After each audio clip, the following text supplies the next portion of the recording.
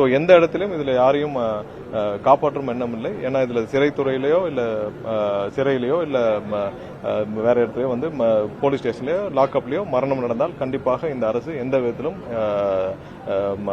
பாதிக்கப்பட்டவரோடு தான் இருக்கும். இதுல எந்த இடத்துலயும் மூடி மறைக்கிற வேலையே இல்லை. ஸோ அதுல நிறைய தவறான தகவல் இருக்கு. இப்போ இதுலயும் புழல்லையும் 2 நாளுக்கு முன்னாடி ஒரு மரணம் ஏற்பட்டிருக்கு. அதுக்கும் வந்து விசாரணை நடைபெற்று வருது.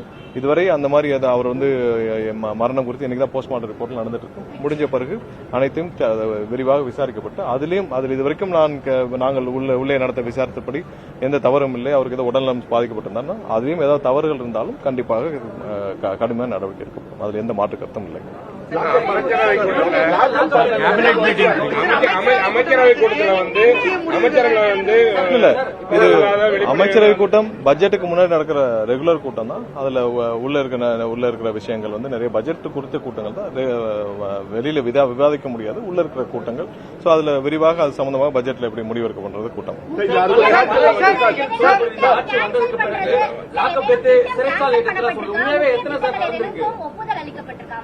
இல்ல இது பட்ஜெட் சம்பந்தப்பட்ட கூட்டம். பட்ஜெட் முடிவுகள் எப்படி எடுக்கணும், பட்ஜெட் எப்படி தாக்கல் செய்யணும், எவ்வளவு அதுல நிதிநிலை அறிக்கை கொடுத்த கூட்டம். சோ அதுல இன்னும் விரிவாக திட்டங்கள் சமர்ப்பிக்கப்பட்டு அதன் மூலமாக தான் வந்து பட்ஜெட்ல தாக்கல் செய்யணும். அதுவரை இது வெளியில பேச முடியாது. பேசுறாரு 6 மாதத்துல சிஎம்ஆ ஸ்டாலின் வந்துருவாரு, திருச்சி சிவா மத்திய அமைச்சராக கேடி ராஜேந்திர வழக்கு அதிமுக வந்து இந்த மாதிரி வந்து ஸ்டாலின் கோபம் வரல, கோபம் வந்தா இந்த ஆட்சி கவுண்டர். இதுதான் நாங்களும் 2 மாசமா சொல்லிட்டு இருக்கோம். 2 மாசமா நாங்க சொல்ற விஷயம் என்னன்னா, திமுகவும் அதிமுகவும் பாரதிய ஜனதா கட்சியும் 3 பேரும் சேர்ந்து ஆட்சி அமைக்க முயற்சி செய்கிறார்கள்.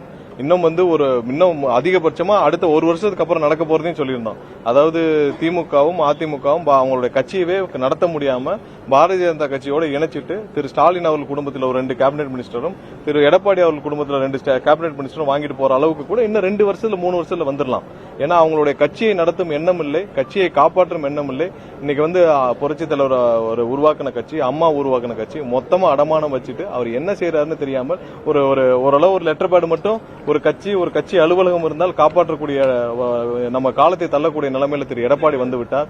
திரு ஸ்டாலின் அவர்கள் வந்து இந்த கட்சி என்ன பண்ணணும் இல்ல யாரை நம்பி கொடுக்கணும் எதுவுமே தெரியாமல் அவரும் நிற்கிறார். அவங்களுக்கு தேவை இப்போ ஒரு 5 வருஷத்துக்கு காலத்தை ஓட்டுவதற்கு ஒரு இடம். அதனாலதான் பாரதிய ஜனதா கட்சியோட கூட்டணி போறாங்க. இந்த முயற்சியில தான் அவங்க வந்து 45 நாட்கள் 50 நாட்களாக எங்களுடைய எம்எல்ஏக்களை விலைக்கு வாங்கும் முயற்சிகள் அவங்க வந்து நிறைய பேர் கைது செய்யப்பட்டே வராங்க. நீங்க பாத்திருப்பீங்க. அவ்வளவு எங்களுடைய எம்எல்ஏக்களுக்கு 30 கோடி 40 கோடி 50 கோடி வரை விலை பேசப்பட்டிருக்கு. 50 கோடி கொடுத்து நீங்க 20 எம்எல்ஏன்னு எவ்வளவு ஆச்சு? சோ இந்த அளவுக்கு பணம் கொடுத்து இவங்களை வந்து விலை பேசும் அளவிற்கு இன்னமும் அந்த முயற்சியை தினமும் செஞ்சுக்கிட்டு தான் இருக்காங்க. அது இல்ல அந்த முயற்சியை தினமும் செஞ்சுட்டு தான் இருக்காங்க.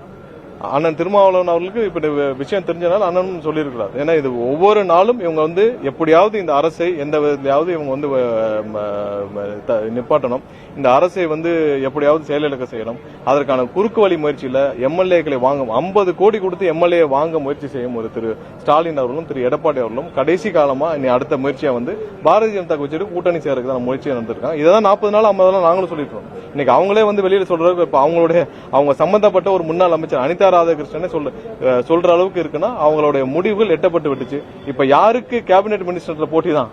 இப்ப அந்த திமுக இருக்கிற எம்பிக்கள்ல யாருக்கு எத்தனை கேபினெட் மினிஸ்டர் வேணும், இல்ல அதிமுக எத்தனை பேருக்கு கேபினெட் மினிஸ்டர் வேணும், இல்ல இவ என்ன ப்ரொபோசிஷன்ல இவங்க வந்து பாரதிய ஜனதா கட்சியோட கூட்டணி சேருவாங்க, இல்ல 3 பேரும் ஒன்று சேர்ந்து பாரதிய ஜனதா கட்சியோட போறாங்களா, இல்ல கட்சியவே மொத்தமா இணைக்க போறாங்களா, இல்ல எல்லாரும் சேர்ந்து இணைக்க போறாங்கன்ற பேச்சுவார்த்தை நடந்துட்டு இருக்கிற மாதிரி தெரியுது. ஏன்னா அவர் மற்ற முடிவுகள் எல்லாம் அவங்க வந்து திமுக அதிமுக பாரதிய ஜனதா கட்சி 3 பேரும் சேர்ந்து மற்ற முடிவுகள் எல்லாம் எடுத்த மாதிரி தான் அவங்களுடைய அப்ரோச் எல்லாம் இருக்கு. நாகர்கோவில் மரணத்தை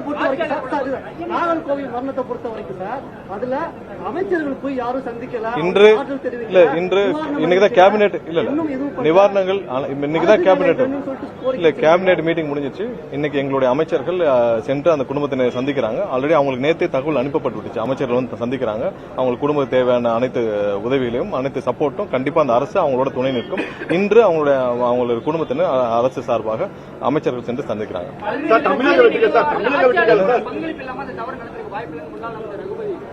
இல்ல பழனி விவகாரத்துல நீங்க பிராக்டிகலா நம்ம எல்லாம் பாத்துட்டே வரோம். நமக்கு வந்து இந்த கடந்த 5 ஆண்டுகள்ல பத்திரப்பதிவுத்துறை எப்படி செயல்படுன்னு தெரியும். நைட்டு 9 மணி வரைக்கும் பத்திரப்பதிவுகள் நடந்திருக்கு. கடந்த 5 ஆண்டுகள்ல பத்திரப்பதிவுத்துறை யார்கிட்ட இருந்துச்சு? மூர்த்திகிட்ட இருந்துச்சு. இந்த பத்திரப்பதிவுத்துறை எப்படி நடந்துச்சு? நைட்டு 9 மணி 10 மணி வரைக்கும் பத்திரப்பதிவு நடந்திருக்கு. எக்ஸசிவ் பத்திரப்பதிவு நடந்திருக்கு. எவ்வளவு நீங்க என்ன பண்ணாலும் நீங்க போய் பத்திரம் முடிக்கிற நிலைமையில தான் இருந்துச்சு. எவ்வளவு நீங்க டைட் பண்ணாலும் இன்னைக்கு இருக்கிற பத்திரப்பதிவுல பெரும்பாலான ரெஜிஸ்ட்ரார்ஸோட நிலைமை என்னன்னா, அவங்க யாரும் ப்ராப்பரா ரிட்டையர்ட் ஆக கூட முடியாத அளவுக்கு தான் அவங்க ரெஜிஸ்ட்ரார்ஸோட அவ்வளவு கேசஸ் பெண்டிங் கேசஸ் இன்னைக்கு இருக்கிற பத்திரப்பதிவு ரெஜிஸ்ட்ரார்ஸ்ல இருக்கு. மேக்ஸிமம் புறையோடிக்கு இருக்கிற ஒரு துறைனா பாத்தீங்கன்னா பத்திரப்பதிவுத்துறை. அவ்வளவு லஞ்சம் லாவண்யம். முன்னாடி இருந்த அமைச்சர் மூர்த்தி என்ன பண்ணியிருந்தாங்கன்னா, ஒவ்வொரு பத்திரப்பதிவு அலுவலகத்திலையும் ஒரு ஆளை போட்டு மினிஸ்டர் கட்டிங்னு வாங்கிட்டு இருந்தாங்க. மினிஸ்டர் கட்டிங் ஏன்னா அதனாலதான் ஒரு லட்ச ரூபாய்க்கு பத்திரம் முடிச்சீங்கன்னா 20,000 லஞ்சமா போகும். 1 லட்ச ரூபாய்க்கு வீடு விற்கிறவங்க, ஒரு இடம் விற்கிறவங்க கஷ்டத்தினால அவங்க ஒரு வீட்டுல ஒரு கல்யாணம், ஒரு காது குத்துன்னு ஒரு கஷ்டத்துல பிள்ளைகளை படிக்க வைக்கணும், 1 லட்ச ரூபாய்க்கு ஒரு இடத்த வைப்பாங்க. அதுக்கு 20,000 ரூபாய் கட்டிங் போகும். அதுல மினிஸ்டர் கட்டிங் அங்கேயே ஆளை போட்டு வச்சிருந்தாங்க. அவ்வளவு மோசமான அந்த துறை. இப்ப இந்த அரசு வந்த பிறகு அவ்வளவு சீரமைப்புகள் செய்யப்பட்டிருக்கு. ஒவ்வொரு இடத்துல சீரமைப்பு செஞ்சுட்டு இருக்கு. இதுல புறம்போக்கு நிலங்கள் பட்டா போறதா இருக்கட்டும், ஏரிய பட்டா போறதா இருக்கட்டும், இல்ல அது இல்லாமல் பத்திரப்பதிவு துறையில எங்கெங்கெல்லாம் கேப் இருக்கோ எல்லா இடத்துலயும் பத்திரப்பதிவுகள் அவ்வளவு நடந்திருக்கு. இது எல்லாத்தையும் சீரமைக்கிற வேலைகள்ல இந்த அரசு வந்த பிறகு அந்தந்த துறை அமைச்சர் செஞ்சுட்டு இருக்காங்க. அதுல ஒரு ஒன் ஆஃப் தட் தான் இந்த கோயில் நிலங்களை அத்தனையும் மீறி அன்னைக்கு அந்த ஜேசி நாங்க அதுக்கப்புறம் அதெல்லாம் பார்த்தோம். அந்த ஜேசி தொடர்ந்து அந்த ரெஜிஸ்ட்ராருக்கு இது பதிவு செய்யக்கூடாதுன்னு லெட்டர் அனுப்பிச்சுட்டே வர்றாரு. அதையும் மீறி அந்த பத்திரப்பதிவில் இருக்கிற ஒரு நாள்ல ஏன்னா இன்னைக்கு இருக்க பெரும்பாலான பத்திரப்பதிவு ரெஜிஸ்ட்ரார்ஸ்ல என்ன ப்ராப்ளம்னா, அவங்கள அவ்வளவு கேஸ் இருக்கு. யாரு ரிட்டையர் ஆகிற எண்ணம் கூட கிடையாது. எப்ப வந்தாலும் இப்போட நின்றுட்டு போறான்ற சஸ்பெண்ட் ஆன கூட அப்படியே போலான்ற நிலைமையில தான் எல்லாரும் வேலை பார்த்துட்டு இருக்காங்க. அவ்வளவு பணங்கள் புலங்குற இடம். அதை முழுவதுமாக சீரமைக்க வேண்டிய நேரம் இது. கண்டிப்பாக இந்த அரசு முழு கவனம் செலுத்தும். அதுல ஒரு விஷயம், எந்த விதத்திலும் இதுல அரசுலயோ அரசு சார்ந்த எந்த அதிகார மையத்திலயோ யாருக்கும் தொடர்பு கிடையாது. 100% இதுல விசாரணை பெரிய லெவல், எந்த லெவல்ல வேணாலும் விசாரணை நடத்தப்படும். யாரு சம்பந்தப்பட்டிருந்தாலும் கண்டிப்பாக கைது செய்யப்பட்டுருவாங்க.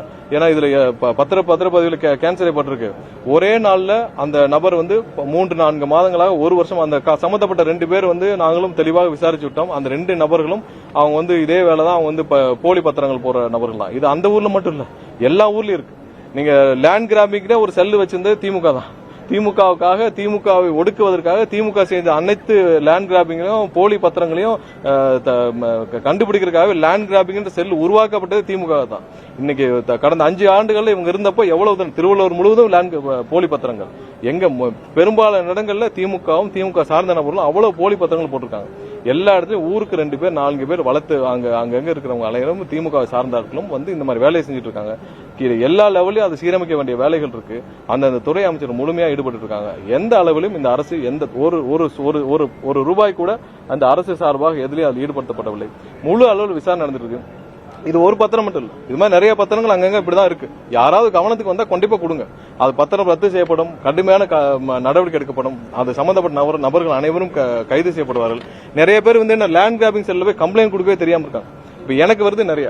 இப்ப லா டிபார்ட்மெண்ட் சொல்லிட்டு நிறைய பேர் என்கிட்ட இந்த மாதிரி போலி பத்திரம் பண்ணிட்டாங்க. எல்லாருக்கும் நாங்க இங்க இருந்தே ஃபார்வர்ட் பண்ணி அந்தந்த எஸ்பிக்கு ஃபார்வர்ட் பண்ணி கடுமையான நடவடிக்கை எடுக்க சொல்லி லேண்ட் கிராபிங் பண்ணிருக்கோம் கடந்த 5 வருஷமா பண்ணதுல. இது மாதிரியான நிறைய விஷயங்கள் பத்திரப்பதிவு துறையில கண்டிப்பாக கடந்த 5 ஆண்டுகள் அவ்வளவு தூரம் மோசடி செய்யப்பட்ட, அவ்வளவு தூரம் பண வசூல் செய்யப்பட்ட ஒரு துறை. அதை சீரமைக்கும் வேலை அந்த துறை அமைச்சரும் HRNCல தெரியும். ஒவ்வொரு எவ்வளவு நிலங்கள் இருக்குன்னு தெரியல, எவ்வளவு தூரம் அதை ஆடிட் பண்ணவும் தெரியல. எல்லாத்தையும் சீரமைக்கிற வேலை நடந்துட்டு இருக்கு. கண்டிப்பா இது தவறு எங்க நடந்திருந்தாலும் கண்டிப்பா கடுமையான நடவடிக்கை எடுக்கப்படும். அதுல யாருக்கும் இந்த அரசுக்கும் எந்த குறுக்கீடும் கிடையாது. இதுல சம்பந்தப்பட்ட முழு விசாரணை முழு சுதந்திரத்தோட அங்க இருக்க காவல்துறை செஞ்சுட்டு இருக்காங்க. கண்டிப்பா யார் யார் சம்பந்தப்பட்டாலும் 100% கைது செய்யப்படும்.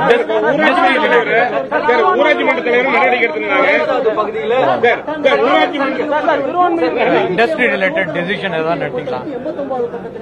காவல் மரணங்கள் நடந்தா அது அரசின் நிர்வாக தோல்வி, ஒரு அரசின் தோல்வி. இங்க பாருங்க, யார் இங்க பாருங்க, இல்ல ஒரு இடத்துல இல்ல, இங்க பாருங்க, ஒரு காவல்துறையிலயோ இல்ல காவல் நிலையங்கள்லயோ இல்ல ஏதாவது சிறையிலயோ மரணங்கள் ஏற்பட்டால் முன்னாடி இருந்த அரசுகள் எப்படி செயல்படுச்சு? எவ்வளவு மூடி மறைச்சது? எஃப்ஐஆரே போடல. எஃப்ஐஆர் போறதுக்கு 1 வாரம் 10 நாள் ஆகும். யாராவது கைது செய்யப்பட்டிருக்காங்களா? எந்த இடத்திலும் இந்த அரசு ஏதாவது தவறு செய்தால் அவர் தவறுக்கு துணை போறதுக்கான அரசு இல்லை. கண்டிப்பா தவறு செய்தால் அவர் மீது 100% நடவடிக்கை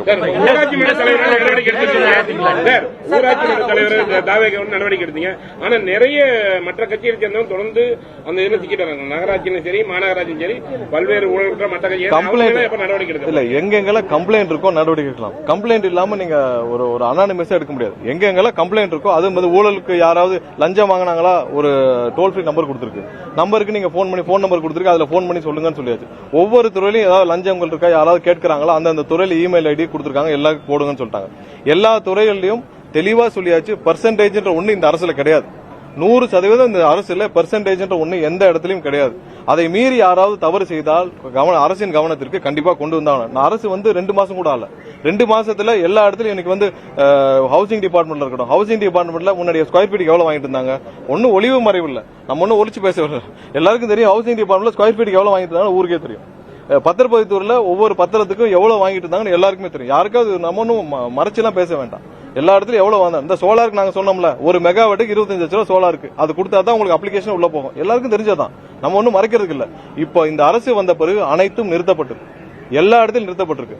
பத்திரப்பதிவு துறையில அனைத்து மாறுதல்களும் செஞ்சுக்கிட்டே இருக்காங்க. கண்டிப்பா அதை சீரமைக்க வேண்டிய 100% சீரமைக்க வேண்டிய கட்டாயம் இருக்கு, எல்லா இடத்திலும் இருக்கு. பொதுமக்களும் உங்களுக்கு யாராவது பணம் கேட்டால், முதல்வர் அன்னைக்கு சொன்னது என்ன, பொதுமக்கள் யாராவது பொதுமக்கள் உங்களுக்கு அரசு துறையில யாராவது பணம் கேட்டால், லஞ்சம் கேட்டால் கவனத்திற்கு கொண்டு வருவது பொதுமக்களுடைய கடமை, நீங்க பத்திரிகை நண்பர்களுடைய கடமை. நீங்க கொண்டு வாங்க, கண்டிப்பாக 100% நடவடிக்கை எடுக்கப்படும். அதெல்லாம் நிறுத்த வேண்டிய வேலையை தான் அரசு முதல்வர் எங்களுக்கு உத்தரவிட்டிருக்கிறார். அதுதான் 100% நாங்களும் செஞ்சிருக்கோம்.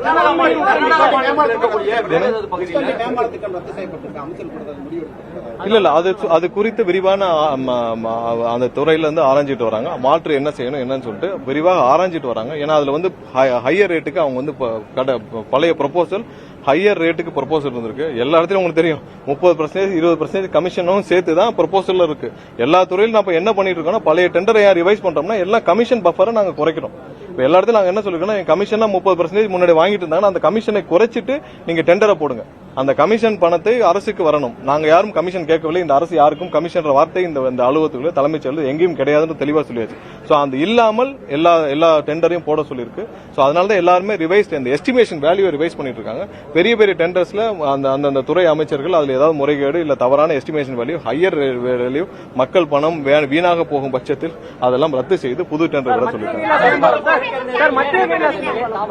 எல்லாம் அதாவது 90-80% மேல நியமிச்சு முடிச்சாச்சு. இன்னைக்கு எல்லா ஆர்டரும் போயிட்டு இருக்கு.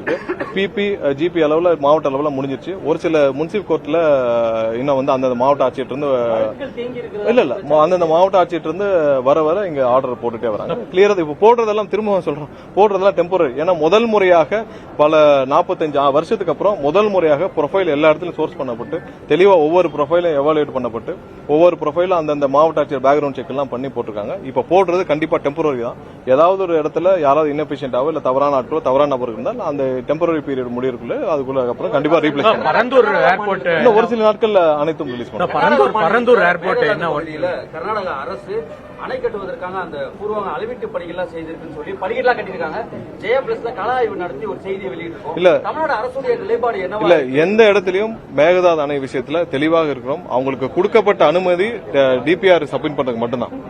அதை மீறி அவங்க செயல்பட்டுருக்கு தான் நம்ம வந்து எல்லாத்திலயும் நம்ம லீகலா போயிருக்கோம். சரி, 2 மாநிலங்களுக்குரிய பிரச்சனை நம்ம சட்டப்பூர்வமா தான் தீர்க்க முடியும். 2 மாநிலங்களுக்குள்ள நம்ம வந்து போலீஸை வச்சோ இல்ல வேற மாதிரியே டீல் பண்ண முடியாது. 2 மாநில பிரச்சனைகளை சட்டப்பூர்வமா தான் தீர்க்க முடியும். நமக்கு ஆணையம் வச்சிருக்கோம். இது இந்த நிலைமைக்கு கொண்டு போனதே திமுக தான். இவ்வளவு திமுகவுடைய 40-50 வருஷத்தை அவங்க செஞ்ச தவறு தான். 1970 இருந்து அவங்க செஞ்ச அனைத்து தவறுகள் தான் இவ்வளவு தூரத்துக்கு காரணம். சரி பண்றதுக்கு லீகல் ரெக்டிபிகேஷன் தான், லீகலா தான் நம்ம ஸ்டாண்ட் எடுக்க முடியும். அதுக்கான வேலை படிக்கட்டு அமைத்து அங்க இன்ஜினியர்ஸ் கூட்டி போய் அதற்கான செஞ்சிருக்காங்க. தமிழ்நாடு அரசு இல்ல நம்ம லீகலா தான் நமக்கு அதுக்கான சப்மிஷனை கொடுப்போம். நமக்கு அதுக்கான ரெக்டிபிகேஷன் கண்டிப்பா மேகதாது அணை கட்டுவதற்கான துளி அளவும் நம்ம வந்து இடம் கொடுக்க போவதில்லை. 100% நமக்கு சட்டப்பூர்வமான நமக்கு அனைத்துக்கும் நமக்கு ஆதரவா தான் இருக்கு. ஏன்னா அவங்க அதுக்கு மேல கட்டக்கூடாதுன்னு ஃபாரஸ்ட்ல என்விரான்மெண்ட்ல எல்லாத்துக்குமே எதிர்ப்பா இருக்கு. நம்ம அந்த அப்ரோச்ல தான் கண்டிப்பா அதை கட்டவிடாத அளவுக்கு நம்ம 100% நடவடிக்கை